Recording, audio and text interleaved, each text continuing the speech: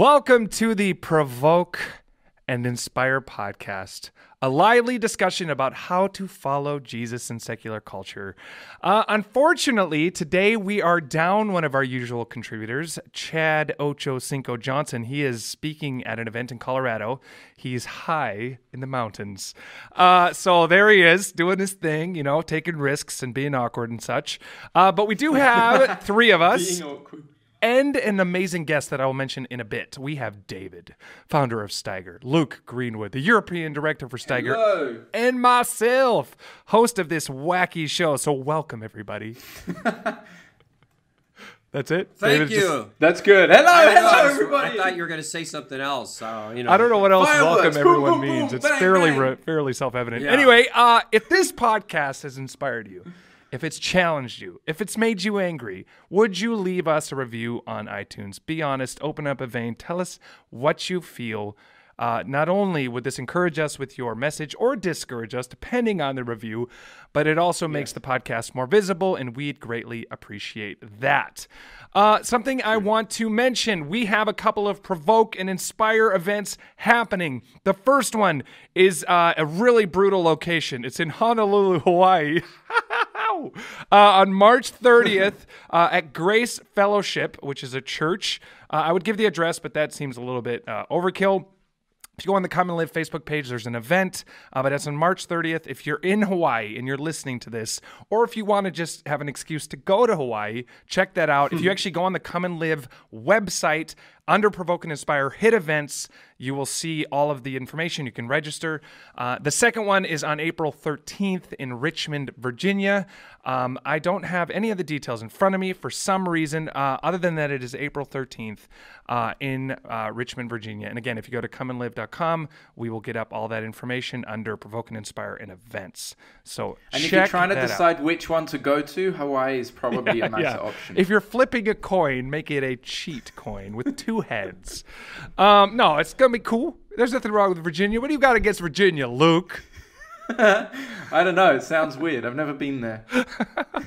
Anyway, we have launched a Patreon page, patreon.com/Provoke and Inspire. It's your way of financially supporting this podcast, ensuring that content such as this will go on in perpetuity, and we'd appreciate your support. There are various ways that we will salute you, honor you, and carve your name in granite for all Cover of you time. with flowers. Yes, flowers and the such. Set list for today. We have David's random story and a short, awe-inspiring tale of courage, hope, and whimsy. We have no punching through the awkward because Chad is high in the mountains in Colorado. He's punching through the awkward in Colorado. Yes. And we have an amazing guest, a member of Ravi Zacharias' speaking team, Julia Garschagen from Germany. We have an amazing guest. She's going to blow your mind. That's coming up. But now we have David's random story. Sagoosh. Don't I have a sponsor or what? Not today. Sorry. So Nobody what's wrong? cares. Brought So, to you if by. you're- Hold on. Brought to you by. Brought to you So by. So anyway. Yes. This Pavlov's So anyway, dog right there. I was speaking at a church one time, and the people were not going in the main entrance, and I'm going, why aren't you going in the main entrance? And they said, well, because there's this gang that throws rocks at everybody when they're trying to get into the church. It's one of those churches.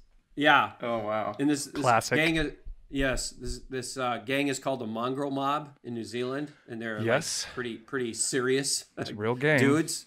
Yeah.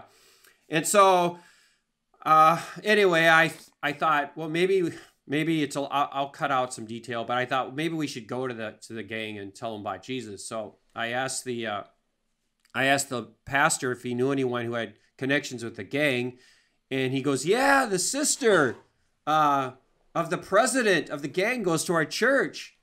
And I thought, okay, well, ask him if we could come, but tell him that we're Christians, because I figured that if she told her brother that we are Christians, he'd say, forget it, you can't come. And that way I obeyed God without really having to do it.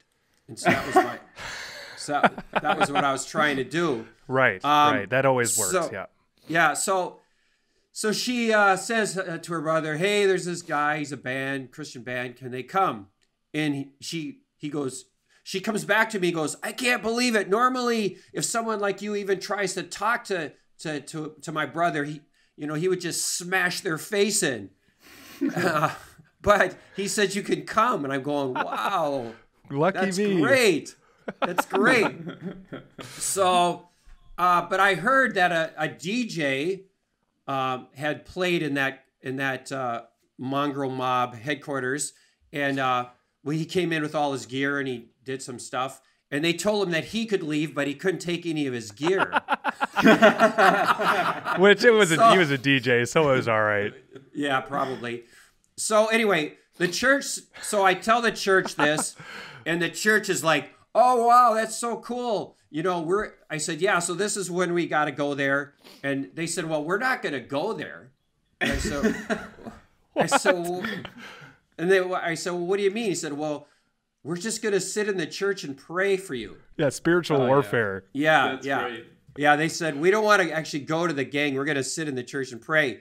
So I thought, and I heard the story about the DJ, so I don't know, it kind of bothered me. So I just told my band, "We're going to the church and we're taking all of their gear to So they're in there having a prayer meeting for us, and I just go in and I say, "There's their drums on the stage. There's their amps, whatever." We just start taking their stuff. And then they're going, what are you doing?" And I said, "We're taking all your stuff to the monk." You may not be risking your lives, but you're risking your tama. Yeah. So I don't know if that was the wrong thing or not. So we took all our stuff, all the church's stuff, while they were lifting our arms up from the church.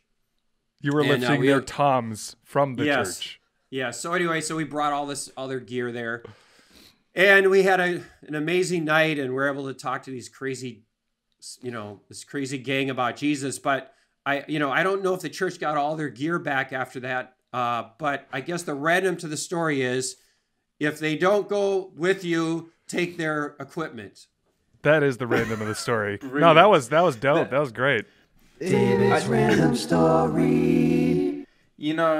In the mission of Steiger, we're always talking about church partnerships. I think that was a great example of church partnership right there. And there's some good principles there, that one at the end for church That could be a partnerships. model for the next generation as they hold hands around the global campfire in fellowship and walking alongside one another. Yeah, that's what I was. And lots of networking. That's I've always thought David should do more networking. Yeah. He's always been kind and sensitive. All right. Well, that was good. I like that. So anyway, no punching through the awkward. Before we bring on Yulia, our guest, one plug for the SMS. Yulia, as you will be greatly inspired by her, and let that serve as a promotion for the Steiger Mission School, because you will hear from teachers like her who will help equip you for being relevant and reaching people outside of the church for Jesus. So consider coming. We have 2 schools, one starting in April. Steiger.org/SMS for information. It will change your life. It's the first step for being part of Steiger, and I could not recommend it anymore. Anyway, moving on. All right. Well, I now want to introduce onto the Provoke and Inspire podcast a very special guest, someone that we actually had at our Steiger Mission School over the summer. Her name is Yulia Garschagen. I hope I did that right. Just a brief introduction. She is a speaker for RZIM, the Ravi Zacharias International Ministries in Germany. She frequently speaks at universities and youth events across Germany and Europe on faith and apologetics.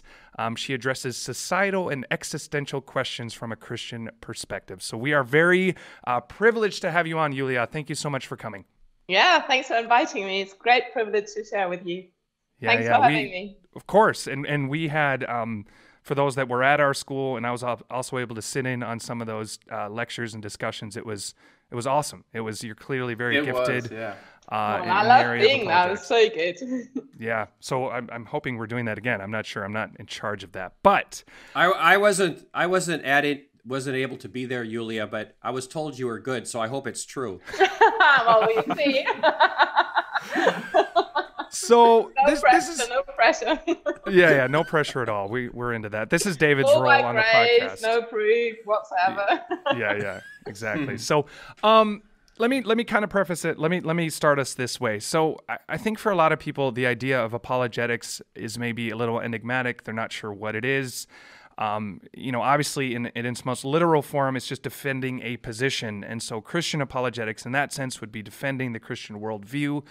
But I think a lot of people maybe that are listening, their reaction might be, so how does this fit my life? Is this relevant for me on a day-to-day basis? Because our whole podcast is about challenging people to live radical lives of faith outside of the church. And I strongly believe that apologetics are a huge part of that. So maybe as a way to get us started, could you maybe be an apologist for apologetics and help our listeners understand why does this matter? Why should someone listening want to sharpen this skill or this tool in their life so that they could be more like Jesus outside of the church? Yeah, very good question. So maybe I can start with a very personal story. So I wasn't brought up in a Christian family, and I was invited to church at the age of 7 and went along. I was really inspired by Jesus, really fell in love with Jesus. But then when I was like 14, 15, my family, my dad, other people started asking me all these questions. What about science and faith and evolution? How can you possibly read the Bible and think it's true? And all these questions. So I was at the point at the age of 15 of giving up my faith because I said to God, well, if you're real, then I do want to be able to ask questions. I do want to be able to relate to science. Sometimes when you go into a church, you kind of have this idea you have to give away your brain at the entrance and then go in to be able to believe what's told in there. So I wasn't prepared to do that. So I said to God, either you prove me this is real and I can think about it and can engage in it with my mind as well, or I can't buy into this. And then I went to the seminar at a youth conference about science and faith. And that actually saved my faith because the teacher there, he was just brilliantly showing us how actually as Christians, we can think and we are allowed to think, and to love God with all your heart and your soul and your mind does involve the intellect. So if all the treasures of wisdom are hidden in Christ, that means we can also think, and we should be thinking. And we should actually worship God by thinking well. I think apologetics is not just something you do at the academy. You mentioned I'm speaking at universities, but to me, an apologetic situation comes to me kind of every day. So I'm sitting on the train with this Muslim refugee, and he says to me, well, in our religion, Jesus didn't die. So here you go. You've got an apologetic situation where you have to explain, and you have to know some of the arguments, some of the historical evidences for Christ actually going to death, and then hopefully, some for the resurrection as well. Or a 7-year-old turns to me and says, oh, I don't need to talk to God. I don't even have a phone number to God, so I can't talk to him. And he's up there. I don't see him. That's actually my granddaughter. So, you have to explain it, make it reasonable for a 7-year-old. And that for me is an apologetic question as well. So it comes to me in with people of all age groups, nearly every day. I find myself in a situation where I have to explain, where I have to give a good reason for the hope that is within me. So that comes through in 1 Peter 3, if you want to have a look at that. The actual Greek word for give a reason for the hope that is within you is apologia. So that means apologetics. That's where we have the term from. So I think definitely you want to get stuck into it for yourself, because I feel like it has really deepened my faith. It has deepened my trust in God and in the Christian worldview, but also for other people. If you want to, in today's world, speak to people who've never have heard about anything of this, who don't have a clue, you need to be able to be in dialogue with the culture, with the science. I know this can be a tough thing. So I have to be, learning every day. I need to read new articles, new stuff. But I think it's a good challenge. Keeps you awake as well. Yeah. For sure.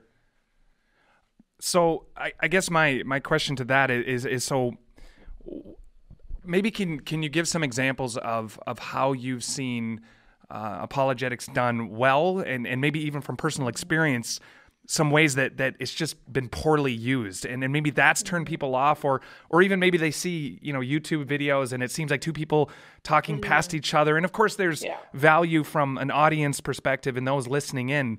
But kind of what should be the heart? What drives it? Because that's a big thing for me that I think you have to get that part right. Isn't that part of this? Oh, very much so. And I do agree with you. There are people who use it in a way of, punching people and fighting for it. And it has got this, it can have this feeling of coldness to it. And I think that is using apologetic in a very wrong way. That is actually not doing justice to the God of love that we serve. So for me, when I enter a discussion, a discussion about faith, what I always want to concentrate is on the person. So I want to serve the person in that conversation. I don't want to win the argument. I always want to win the heart. That's the most important bit. So that obviously should be displayed in the tone and the respect I have towards that person. If you go back to 1 Peter 3, it talks a lot about respect and being humble, being gentle towards people. So I think that's what Jesus did. So we should have that same attitude as Jesus has. It's not about winning the argument. It's about winning the person. It's about winning the heart. And we do want to address the real question that people have. So sometimes we think like, he mentioned this, and I really have a good answer to this, but it's not really the heart of the question. So you always want to be thinking, how can I serve that person best to understand Jesus more and to understand his love and truth?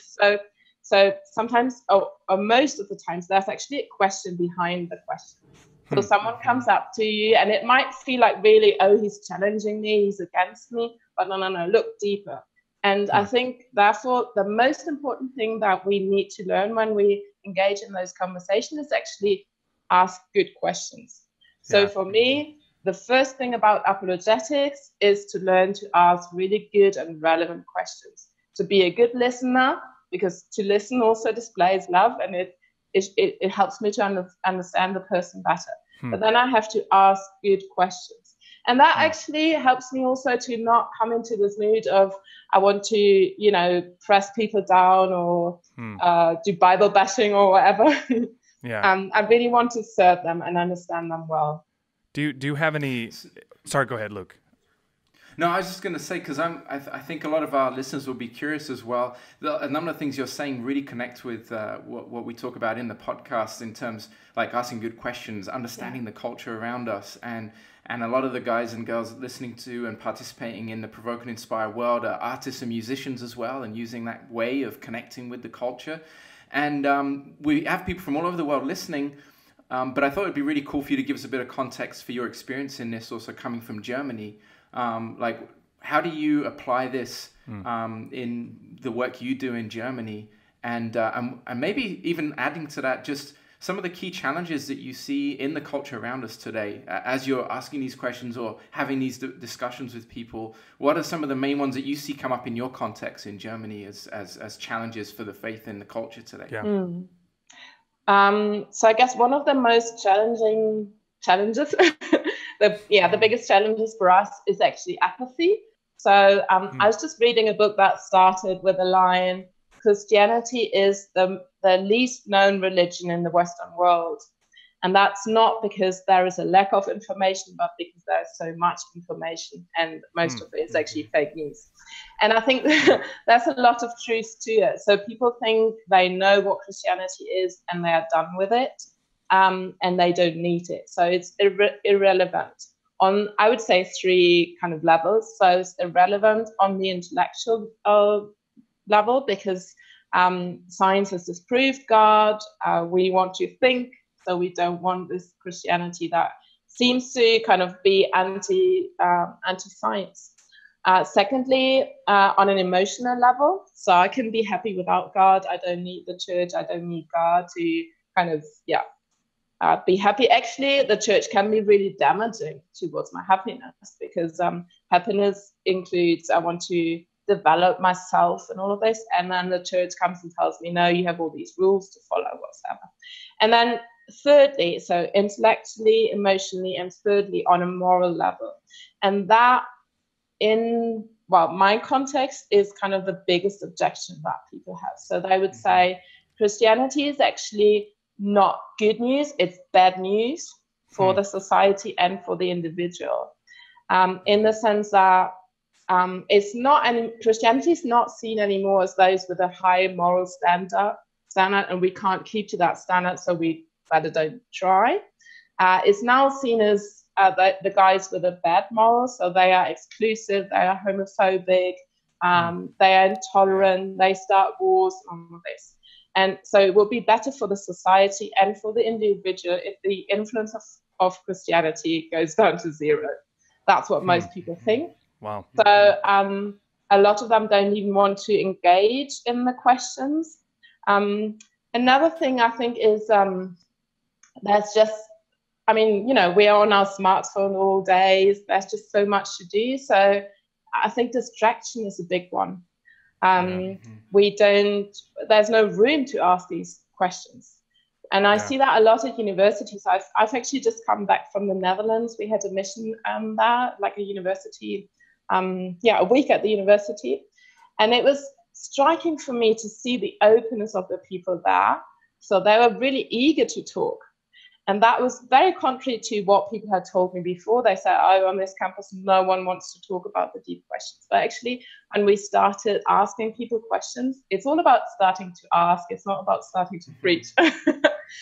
They actually said things like, oh, we should think about this more. This doesn't come up in our classroom. We never talk about this with our friends, but it's actually good you're opening up the discussion.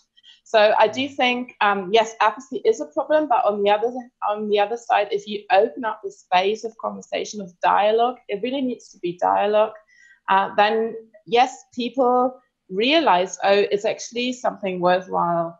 And that's something we have seen so great in the Netherlands just now. And that's something just quickly to add with that, what you're saying, but just so people know, because I think it's good for our listeners to know some of your context. You're just saying there about the university work that you do, and that's a lot of your time you spend going to universities around Germany, around Europe, and having great discussions and conversations with students. I've also seen the work you do in Germany with some of the youth in the church, gathering youth for conferences and things, and helping them to think about these important questions. So I just wanted to add that our listeners would know some of your context. That's really cool work you're doing in Germany there. Yeah.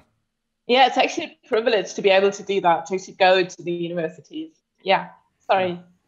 So my question is, with the apathetic responses that you'll get, so how do you then, what kind of questions would you ask so that they would come out of their numbness? So I was always start with their topics, so where they are at. For instance, I was talking to a girl. I did this survey because we had to talk on about the meaning and suffering. Is there any meaning in my pain? So I was going around with this big board asking people, do you want to engage? Do you want to take part in the little survey I was doing? And so I sat down with her and she gave her answer. And then she started talking about Korea because she was studying Korean and Korean pop and all that. So I tried to really engage in that and listen and all of this. And then she said, well, I really like this so much because it gives me something to my identity. It makes me special. And I said, oh, that's interesting. So why do you think you need to be special? Why do you have why is that so important for you? And she said, oh, actually, I have so many insecurities. So she really, really opened up and told me about, what was going on, how she'd been really bullied by people before and all of that. So we were in the middle of this conversation all of a sudden. The only thing I did was asking questions, deeper questions. Okay, right. And then she said, 95% of my time I actually fake. I fake to be happy. And I said, wow, thank you so much for sharing that. So it's always also about valuing the other person and valuing what they're saying. And then I asked, isn't that really exhausting? And she said, yes, it's extremely exhausting. And I said, well, there's this question, isn't it? What is actually a firm foundation for our identity? What stands when we can't perform, when we fail? And then we were in the middle of a conversation about God's unconditional love, about forgiveness, and how I, as a Christian, deal with failure because of the cross. So you always start from where they are at, and then by asking questions, you can go deeper and deeper, and it gives you the opportunity to actually connect the gospel to their questions. And I think that's the most important one, because the way we often proclaim the gospel is not relevant to our culture. We still try to answer the question of, how do I get to heaven? How do I get a gracious God? That was Luther's question in the 16th century, but it's not the question people have in our times. So we need to listen well, and to be praying as well. God, can you show me a way in? What is the way in for the gospel? How can I best make the person of Jesus shining in that situation? And it doesn't always come to the cross and forgiveness and all of that. I think it's relevant that it comes to Jesus, and he's got so much to offer, so much love and beauty, I think, to it. So I think what I try to do first is to show the beauty of the gospel, and then I come to the truth of the gospel, because people in our postmodern world are not actually very much interested in the question of whether it's true. They're interested in the question of whether it works. So I do want to talk about this, and I think there is a lot of beauty that we can show and a lot of power to the gospel. But then I obviously also do want to take the step and show that it's true. But that comes secondly. That's mine. So a question I have. So one thing that I love about what you said is it's so personal. It's not just this academic subject. Also, what I heard in what you said is that it's Holy Spirit led, and that you're really trying to identify what is it that they're really saying. Like you said, what is the question behind the question? Because that's so much a part of it in terms of the approach that you take. Given that, and those I think are crucial. You know, First Peter talks about be prepared, that verb prepared. And so given those things are in place, what then does a person need to do to be prepared? Because you're, hearing you respond to a myriad of complicated questions, you're clearly very prepared, and that's taken work. And so what should a person listening, how do they approach that in terms of, how important is that? And then how do they go about preparing so that they, I think they do have answers to questions people really have. Yeah, that's a very good point. And I actually love that in First Peter, be prepared, because again, the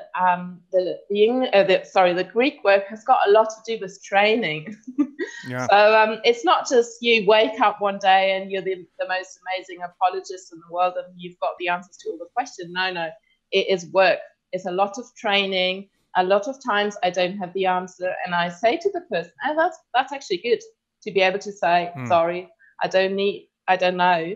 Can I go back and can we have another coffee maybe tomorrow? And I'm going to look into it, and I'm going to ask someone. So that gives you an opportunity for another gospel conversation. That's good. To say, I don't know. It makes you human as well. That's good. Right. So I would say get started with these conversations. And then whenever you do come across a question that you don't know, read on it. There's loads of stuff on the internet. BeThinking.org is an amazing resource, a page where you can just give them one question, and then they have videos and articles to read. You can listen to good apologists. I mean, I work for Ravi Zacharias Ministries, RZIM.org. They've got he's pretty good. He's quite good, But there are amazing people on the team anyway. So if you go onto our website, rzm.org, there's a lot of material. Well, you guys have training as well, don't you, Julia, that RZIM offers? I think there's even a couple of Steiger guys have been doing some of the training from a distance. Good. So there's the RZIM Academy, which you can also find online. It's a 12 weeks course. It's distant learning. You can access it from around the world. It's 2 lectures every week that you can download. And then there's also an online forum. And you get a few tasks, like interview someone with a different worldview. So it's quite practical and interactive because you can discuss with people on the course. So that might be one way. There are amazing books out there as well. Tim Keller's always a very good read. C.S. Lewis is a bit of a, generation behind us, but he's still very good. If you're very interested in science, John Lennox, mathematician of Oxford, he's actually on our team as well. He's very good too. Yeah. So there's plenty of stuff around. But then I think sometimes, I guess it's both. Yes, do some training, get yourself equipped. Do read some of the writers as well. Do read some Richard Dawkins or whoever comes up to actually be able to say, yes, I have done some of the reading of the originals. But also just do it. Because you can read and read for ages and almost feel actually I'm not prepared. But I do think you are, because you have the Holy Spirit. And he will remind you. And even if you feel I'm unprepared, well, that's something you can celebrate, the inadequacy, because we're not made, we're made to be relying on God. So I think inadequacy is actually something good, and then just go out. And it's also, I think, about learning to find your own proper voice and your own proper words for this, to actually put it into words. Yeah. Yeah. So, I don't know if Luke, David, you guys have some other thoughts. I have one more question that I had, and then I would love to go into a time of just diving into some difficult questions that I have, that maybe Luke and David have, that maybe our listeners have, because I think that's very fascinating. The one thing I've been wrestling with, because I have a passion for this topic, I think from an intellectual level, and I've been working even on creating some content around challenging some assumptions in secular thinking. But I feel, and I would love your perspective, is I feel like there's a bit of a gap still between sort of street level interest and methodology, and then what you see kind of on this intellectual plane, where I don't know, I look at the, John Lennox and William Lane Craig and even Ravi Zacharias, and it still feels quite, I try to think about a 20-something-year-old millennial, and are they really, while they're brilliant communicators, do you feel like there's maybe a need for a more presuppositional approach or contextualized? Have you felt like there's a certain demographic that won't connect on that intellectual level, but that apologetics are still relevant for them? Yeah, that's a very good one. So one thing for me is apologetics is not something I do because it's great in and of itself. I do like it, right? But for me, apologetics, I'm using it as a tool for evangelism. So I want to point people to Christ. I don't want them to go away and think, oh, she's a brilliant mind. I want them to go away and think she loves Jesus. And the way she talks about this Jesus sounds really attractive. So I might want to look into him as well. So that's the first thing to say. We do apologetics because we love Jesus and we ultimately want to point to him. And as I say, for me, apologetics is a lot to do with dialoguing with the culture. So if you imagine a house and you're standing in the door and you listen to all that's been said outside, so in the culture, and then you listen to the apologist or the evangelist listens to everything that's said and believed inside of the house, so inside the church, and you want to find the bridge and connect the two. And artists, for example, are brilliant at this. I think there's a lot of apologetic force in the arts, because artists are so good at describing what is actually going on outside. How are people feeling? What is the mood, so to say? What are the big questions? And then that connects brilliantly with the gospel. And I think what is also important, especially in our generation, some of the guys you've mentioned, I do very much appreciate and love them all. But it's so important for our generation that it's not threatening, that it doesn't feel like, oh, here's someone who wants to push something down my throat. going back to the Netherlands last week, that was actually a very, very interesting experience for us, because we did change quite a lot of the titles to make them sound less threatening, less confrontative, because they said, no, in our culture, it's all about dialogue. And that's postmodernity, isn't it? We want to listen to others, but we don't want to be threatened. We actually don't want to be convinced by others. Mission is something bad, So the way we talked to the people, the way we formulated the talk titles was much more trying to find the questions that are actually there, and then talking about them, but then also giving the Christian worldview or the Christian idea about it. So it's more like an offer. That's an offer, and if you want to come, we do want to engage with you. So I think dialogue is really, really key in our culture, and that goes down obviously to conversations we have, to how do we communicate, but it also in terms of what formats do we choose for our events. So I actually do quite a lot of dialogue dinners, or so I would do a little talk of about 10 minutes, say about failure, and then people can come back and can discuss in groups. So it's a mix, and I think we do that with teenagers as well. So I think that's something that everyone can bring in their ideas and their thoughts, and then you also present Jesus. And if we trust that Jesus is the truth and that he is the most beautiful of all, I think ultimately that will kind of win people over. Yeah. Cool. So if I can transition us to the just more of the general Q&A section, similar to what inspired this for me is just watching you do this at our mission school. And again, if you want to be part of that mission school, again, as I continue to plug, you will have access to incredible teachers like Julia. So I really highly recommend that you check that out and apply. So David, I'll have you start, but basically just those, I think it's really interesting to be able to sort of in an open forum way, ask anything that you kind of wrestled with. Like the way I framed it is, what is the one thing I would not want an atheist to ask me, like especially in a public setting. Cause I think it's cool. I think that's encouraging, and it kind of strengthens your faith, and it's a way to kind of those little bits of doubt and gray area that you can kind of at least speak some wisdom into that. But again, with the caveat that we don't need to know all the answers. And one thing that's been very liberating for me is that my faith doesn't rest. It really rests on the life, death, and resurrection of Jesus, not every little peripheral question being answered. And I think that matters. But with that being said, so we can just kind of do as many of these as we have time for. David, maybe do you have one that you want to kick off, and then we'll go from there. We'll do them rapid fire style. Well, so now truth is about what I feel. It's just I feel this, so it's true. So like your sex no longer is determined by your biology, but it's what you feel your gender is.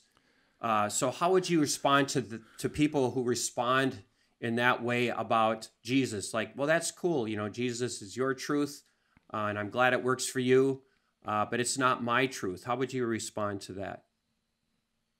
Yeah, that's a very good one, and it does obviously come up a lot, especially in this context where out of tolerance we tolerate what you believe, but it's not my truth.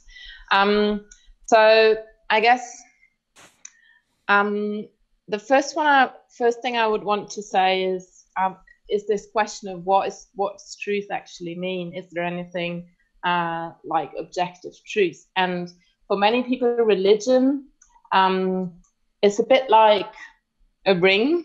So we have this German author called Lessing. He wrote something called the Ring Parable, and it's a very, very well-known piece of literature. And he describes religion basically as a ring. And there's this family that has a ring who gives wisdom and beauty and success, and it's passed on through the generation to the person. So the son, the father loves most, and then there's this father who's got 3 sons, and he loves them all equally, and he makes a duplicate of the ring, so they all get the same ring. At the end of the time, when the father dies, no one is really aware of what is actually the true ring, but actually it doesn't really matter. The center of it is being a good person. And that's what most people would say. Yes, no matter which religion you follow, the key thing is actually being a good person. So my question would be, is that actually what religion is?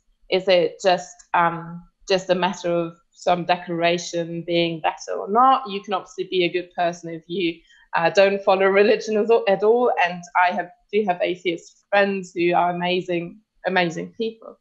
But the question, I think, is much deeper than that. So for me, believing in God means to trust with all my heart and to trust him to actually pull me through from life to death to life again. And then I need much more than just a ring that might be a decoration or not. So one of the images I use, if you turn the parable around, is actually I go climbing a lot. I love climbing. And just imagine if my father came to me one day when we are climbing, and he's got these 3 ropes, and he says, well, which of the 3 ropes is the actual one? I don't know. I don't remember. But it doesn't really matter as long as we enjoy climbing. I wouldn't go climbing with him that day, and I would very much hope he'd stay with me as well, because it actually does matter. So for me as a Christian, believing in Jesus actually means to put my whole trust, to build my life on this. Yeah. And I need to know whether this is a reliable road, whether this is something I can actually tie my life to. And then obviously you can go into questions of, okay, so why then do you actually believe that he is the truth? That would be then another answer. Right. So but faith obviously needs good reasons. So it can't just be delusion. If it was just an illusion, if I would just feel better because of it, as C.S. Lewis said, a bottle of port wine can do that. I didn't go into Christianity because it made me feel better. It does, but I need good intellectual reason as well in order to decide. Yeah. So it's really interesting. Just a quick comment on your answer. I loved how you kind of questioning the preconcept of how people see religion, and that's the main issue often behind that question David raised. So they've got a wrong assumption about what faith is. So that's really cool. Yeah, I think what you really, I'm not saying I'm always good at it, but again, coming back to this, there's a question behind the question. So and that again comes with training. If you talk to many people and you ask questions back, so what do you actually mean? Can you specify? You do realize there are preconceptions, and that's where you want to go. You want to kind of shift the perspective. So a couple of our listeners, Matt Cram and Steph Bell, they both had different questions that essentially were about the same thing, which is the whole issue of theodicy and God in the midst of suffering. And based on your bio, that seemed to be one of your specialties. So that works out well for us. But how would you, of course, it's a deeply personal issue. And even though we have academic answers to it, how do you approach this when clearly when the question behind the question might be intense personal suffering, and that being a major barrier for someone? Yeah. So in a one-on-one conversation, I would always want to find out whether there is some deep personal question behind that, because obviously that shifts the whole conversation. And well, with this topic of suffering, most of us have something, have a story to tell. But then, and you do want to obviously answer that.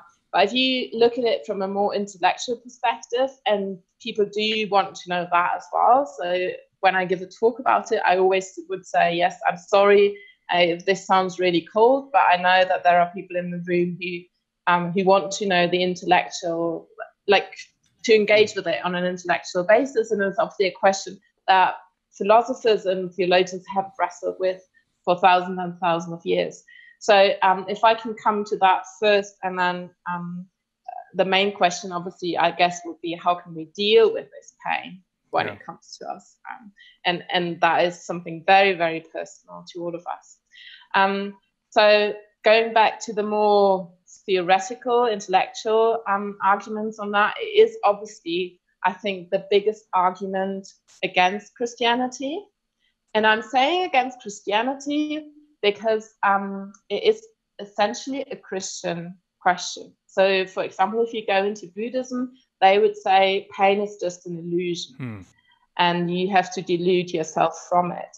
And it does have to do a lot with a God of love, and a God who's all powerful. So how can he possibly allow this? And that's the idea of the Christian God. So it's a very Christian question. Also, when you go into atheism, again, what does atheism has to offer on the question? Yeah, nothing. Nothing, because you can't even ask the question, because it's all, it's all chaos, and we get lucky or we get unlucky. We dance to the music of our DNA, as Richard Dawkins says. So there's also no answer, no hope in it. So I guess for a good worldview, it needs to be intellectual and emotionally satisfying, and atheism doesn't have anything to offer on that question. So that's the first thing to say. But then when you go look into Christianity, what answers have theologians come up with? First, you can mention the free will argument. That was first brought up by Augustine, one of the church fathers. And he would say, well, it's actually love is something that gives freedom. So God didn't just create us as puppets, he created us as free beings because he wanted a relationship with us. And the nature of love that it gives freedom. So if I came with a knife to Luke and said, Luke, love me and marry me, he would possibly say yes, although he's already married. But it would not be the start of an amazing loving relationship at that point. Because love doesn't force. So God gave us the freedom to say no to him. And when we actually said no, we cut ourselves off from the element that we were actually created for. So the loving relationship with God is it's like a fish in the water who suddenly says, oh, water is too warm, too hot, too wet, I don't want water anymore. And it jumps outside in order to be free, but actually realizes no, death is what's coming. So it's destructive, actually turning away from God. And that is not a punishment that was superimposed on it. It's just a consequence of not being linked to that source of life. Interesting. So that would be the free will argument. And there's also the soul-making argument that was first brought up by Irenaeus, another church father. And he would say, well, maybe pain and suffering is actually something that God uses to teach us something, to make us grow. And I can see the point of this argument, and there are people I have met who have said, well, because I went through suffering, I have learned this, and it really changed my life. But I do want to be a little bit cautious about using the argument, because there is definitely pain and suffering in this world that is so evil that I can't make sense of it, and that I can't see any good in people being abused by ISIS and being murdered and all of this. So you want to be very, very cautious of using the argument, but for some people it is actually helpful. And C.S. Lewis said, pain is God's megaphone to rise a deaf world. So if we are made for this loving relationship with God, maybe he uses it to kind of start the search for us. But this is something that I can never tell someone else, something good will come out of it. Is something that I might be able to see looking back. So it's a good argument in some ways, but you have to be cautious to use it. But then for me, I guess the biggest reason why I do believe in God in the face of the evil and the suffering of this world is actually Jesus himself. Right. If it wasn't for the cross, I couldn't believe in God when I look at this world. So for me, the question, where is God in my pain and my suffering? The answer is he's right there in the center of it. When you look at the cross, there he is. He didn't remain distant. He was ready to share in the suffering of this world. And that is, for me, it's not an answer, an intellectual answer that gives a reason of why there is suffering, but it means that there is someone who suffers with me, someone who understands, who I can rely on, who cries with me. Why, God? That was Jesus' cry on the cross. So I'm allowed to say that in the midst of my suffering. And there's a God who cries with me. But then it's not only that he suffers with me, he also suffers for us. So this going back to the original problem of evil, that actually this relationship is broken. Jesus restores that relationship on the cross. And in the resurrection, we see that there is hope. That God will one day renew this world. So we're not all going to go up to heaven and be angels sitting on the clouds. God is actually going to renew this whole earth and give us a new body. And there will be no more pain and no more crying, all of that. And it's actually a very, very relevant hope, very concrete hope. I lived in Peru for some time, and I obviously saw a lot of suffering there. But everything I did that, for me, it would have just been like, a drop in the ocean. What am I doing? Everything, it doesn't really have any sense to it, any meaning, because there are so many people who are suffering. But because I know God is ultimately going to bring everything to justice, he's going to restore and heal everything, it gives me the hope that I can already start doing it now, and that he will one day continue and bring this to a close. So it's a very, very relevant hope for people with sickness, with illnesses in their bodies, because it's physical hope. We're going to have a restored body. So it's amazing hope for me in the midst of suffering. But yes, I always want to say it is one of the toughest questions that we can face, I think. Yeah, and I mean, there's so much in what you said that I love. I think that I had a conversation with a couple of guys from Ukraine, and they were after a show we did where we presented the gospel, and they were one of the guys who was a very smart guy. He's studying physics, and we've talked about various different things, but one thing he brought up is the suffering of Ukraine, like Ukraine compared to the US, for example. And so of course I pointed to Jesus, and that was very powerful to him. But one thing that you said about your time in Peru, and I think one thing that as followers of Jesus we can do is model that we are not indifferent with the way we're living our lives. Like I was able to say to him, look, I pointed to our big stage and all of our crew, and I said, none of us get paid. Like we all leave our families, volunteer, drive to your city in Ukraine, set everything up, because we so feel the love for you because of what Jesus did for us. And that personal example of saying, look, I'm not just aware of this as an academic thing. I am a co-sufferer, but I'm also using my life to alleviate the suffering. I think that was powerful to them as a testimony. Follow Jesus, and Jesus shared in the suffering. So that's what we are called to do. I guess so, yes. I think that is very interesting. You mentioned Ukraine. I have very good friends there as well. And one of the things people in Ukraine, but also in other countries, suffer a lot from is the corruption as well. You just feel so powerless in the face of this huge corruption going on, and you feel like you can never break out of it. So I think pointing actually to judgment is something that in our situation, our culture feels really like, oh, we don't want to go there. But for the people in the Old Testament that God will ultimately judge, it's always been good news. And I think in a country with a lot of corruption, it's also good news, because it means that no one will get away with the evil they've done. No one will just, be able to swipe it under the carpet. No. It will be brought to life, and justice will come one day. Cool. So another one, again, I know this is kind of jumping all over the place, but I'm trying to also sort of round these out into major things that people wrestle with. So Evan Hoagland, another listener of ours, says, why can I just ignore certain laws in the Old Testament? He specifically refers to a friend of his, aggressive non-believer, who gets really upset about all the Levitical laws and that type of thing. So maybe more generally, what do we do with the Old Testament?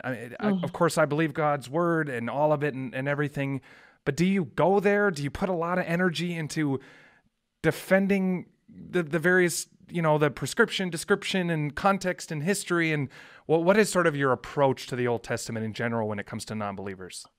Yeah, again, that's a very good question. And fair enough. I think that's something we need to wrestle with. I always want to say, first thing, I don't believe in the Bible. I believe in Jesus Christ as the Bible tells me. So I trust the Bible, and I believe it is how God wanted it to be. So I believe it's inspired. It is the word of God. But I always want to point people to Jesus. Right. And he's my first love. And that also means that I actually personally don't have a big problem with there being things in the Bible that scientifically we see differently today, or there might even be things that clash. That for me is not a big problem, because differently than to Muslims who hold that the Quran is kind of the word that Allah sent down, and it's just the same.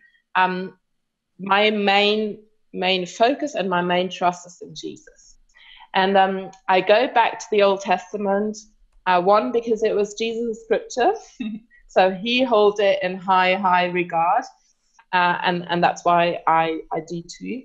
And two, because it's the story of God with his people. And I think the way of how I can understand Jesus best, and how I can understand God's way with this whole world best, is by reading the Old Testament.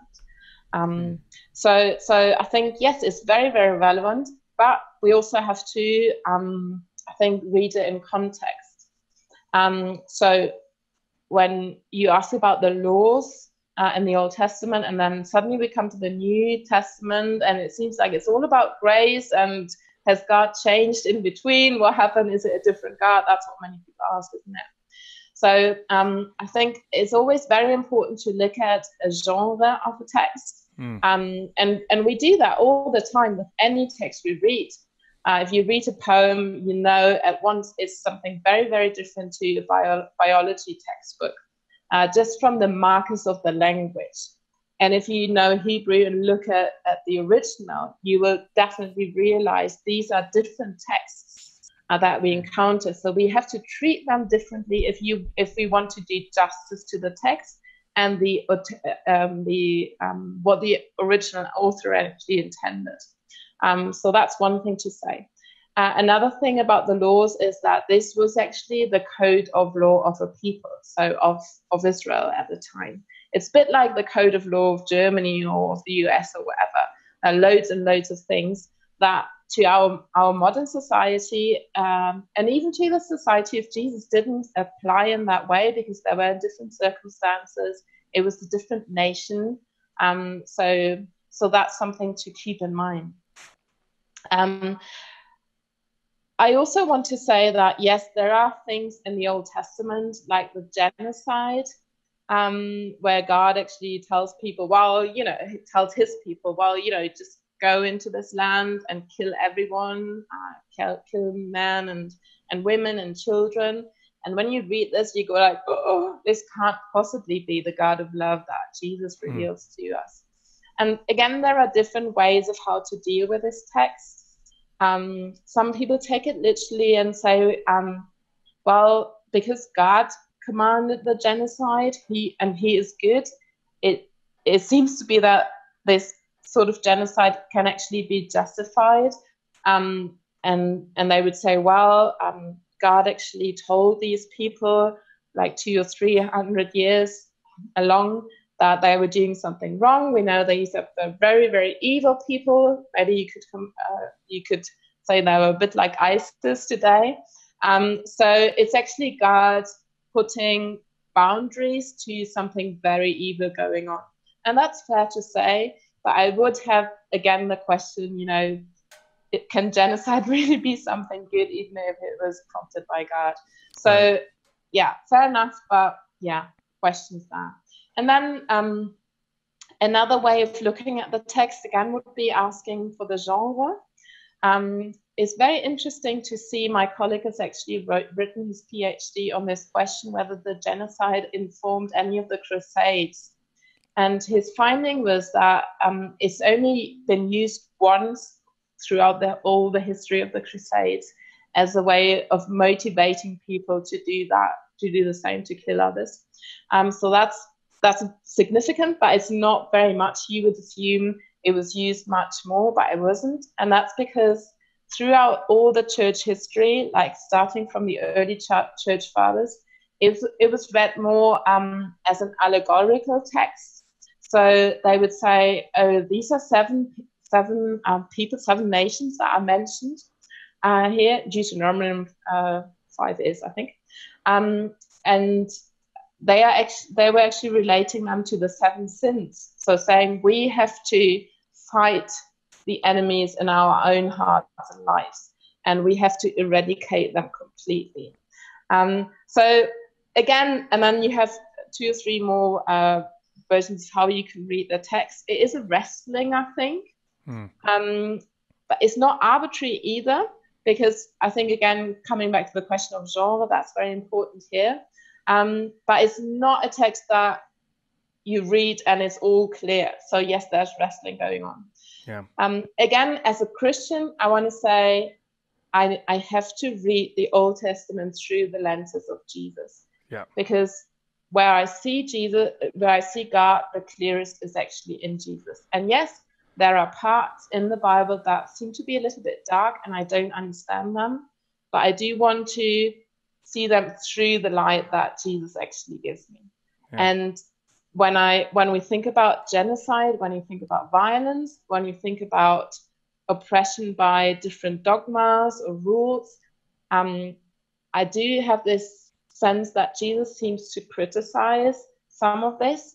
You can't take up a sword or any sort of armor in the name of Jesus, who died on a cross willingly to forgive his enemies. Yeah. So yes, from a Christian perspective, I always want to read the Old Testament through the lenses of the New Testament.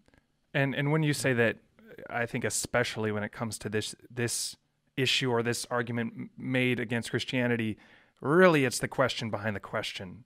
Yeah. Because I think ultimately most people are not coming to Jesus purely based on their understanding or lack of understanding of the Old Testament. I think, and especially I would say that, wouldn't you agree that in this context, if this is what's being brought first, that until they've met Jesus, they're not capable of viewing the Old Testament through the lens of Jesus, which means they're incapable of interpreting it correctly. So kind of spending a lot of time there, is it necessarily even going to work? I mean, is it more like they need an encounter with Jesus first before they can even begin to understand the Old Testament? Yeah. And we do want to value, again, I think it's always important to value the question behind the question, or to value the good intention behind the question, because what people are looking for is tolerance, peace, love, and they can't seem to find that in the God of the Old Testament. So we want to value this search and say, yes, actually, that's what we're looking for too. And here is how I think God is an amazing resource. Jesus is an amazing resource for peace, for tolerance. He's actually even a better story. He's a much better resource than most of the secular worldviews. That's, very much so. Just one interesting story to add. I've got a colleague who was brought up in South Africa in a sort of tribe. And he was paralyzed at the age of 6. And the medicine man of his tribe said, well, that's because you have to do there's a curse on you, and you have to become a medium, and then the curse will be lifted. And there were people coming into his town, Christians, who started to talk to his mother about Jesus. And she said, well, I have this problem of my son being paralyzed. You don't tell me about your strange God.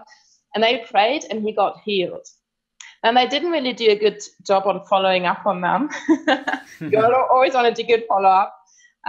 They didn't know any more about Jesus. So he grew up with this knowledge, Jesus somehow healed me, but I don't know anything else about it. He was then sent to the city to learn English. And he stayed with the family and realized this family actually, they were talking about Jesus. They seemed to know this Jesus. So he said to the mother, I want to know this Jesus guy as well, because he was the one who healed me. And she gave him a Bible and said, there's something about Jesus in this book, but I'm not going to tell you where. You've got to start reading from the beginning. So he did. And he told me how he actually read through the Old Testament, and he realized there's this people of God who seem to have this intimate relationship with his God, and he cares for them, he loves them, he's so patient and gracious. And there are these other people who don't follow this God, and they cut themselves, they speak to the spirits. And he said, I immediately knew that's me, that's us, because we were doing all these things. We were talking to the spirits, we were, worshiping other gods, we were cutting ourselves. And he said, I had this desire from deep down growing in me. I wanted to be part of this people of God, but I didn't know how. And then he came to the New Testament and encountered Jesus and realized, actually, here is a way of becoming part of this people of God. So there's story going on in the Old Testament. And I think the most important reason for God to elect this people of Israel is so that others would see what it means to be living with this God. And then through Jesus, we can become part of this family. Wow.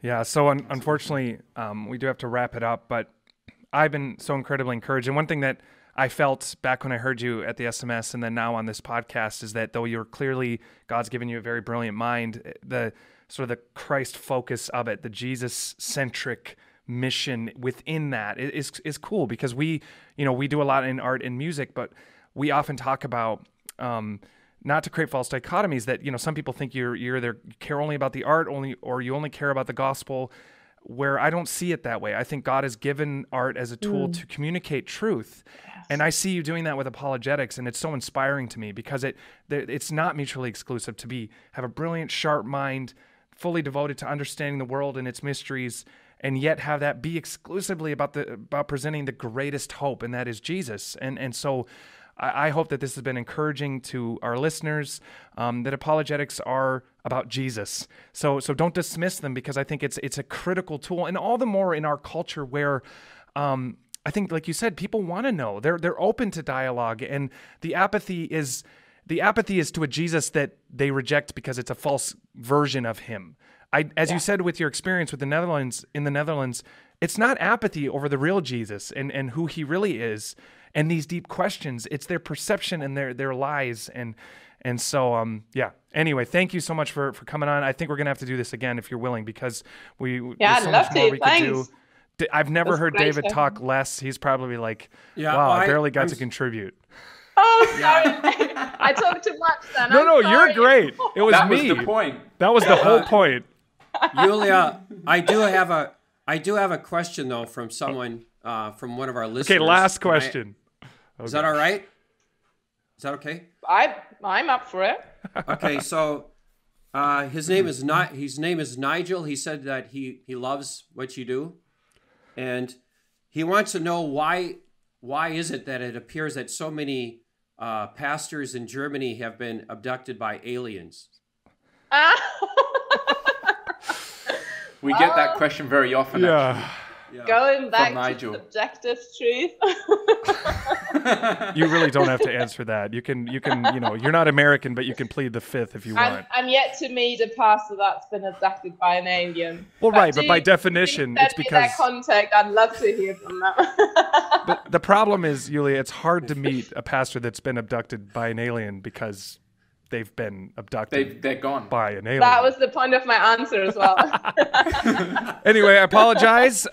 Anyway, this has been awesome. Thank you, Yulia. Thanks for coming on and for sharing your gift with us. And I'm sure people have been encouraged and challenged.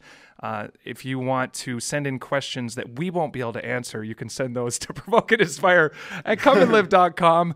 But otherwise, share this with anyone that you feel needs this encouragement, and consider rating and reviewing this podcast. Otherwise, we'll talk to you next time. Peace.